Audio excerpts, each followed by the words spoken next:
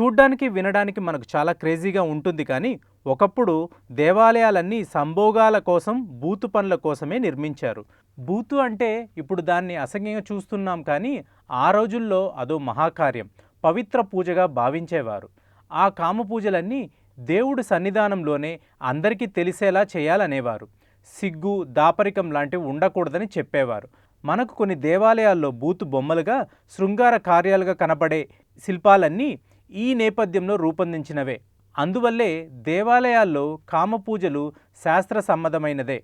శృంగారానికి ప్రేరణ కలిగించడానికే ఈ తరహా బొమ్మలన్నీ చెక్కించేవారు. ఈ అంశాలపై చరిత్రకారులు కూడా చాలా పరిశోధనలు జరిపి తాము తెలుసుకున్న విశేషాలన్నీ గ్రంథ రూపంలో వెలువరించారు. అలాంటి చరిత్రకారుల్లో పితామహుడు అనదగ్గవాడు హీరోడాటస్. ఆయన తన గ్రంథంలో ఒకచోట పెండ్లికి ముందు అందరూ యువతులు ఆచారం ప్రకారం దేవతా సమక్షంలో ఇతరులతో వ్యభిచారించడం ఆనవాయితీ అయిందని రాసి ఈ తరం వారికి షాక్ ఇచ్చాడు.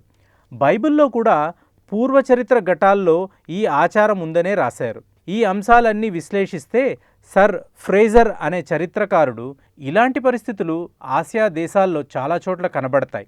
అభిప్రాయాలు ఏమైనప్పటికీ ఈ బూతు పనులు విషయలోలత్వం చేత చేసిన పనులు కావు.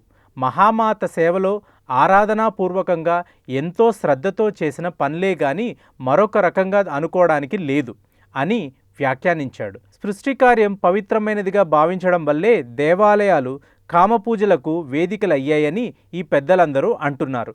అందుకు ఆధారాలు కూడా చూపిస్తున్నారు మరి.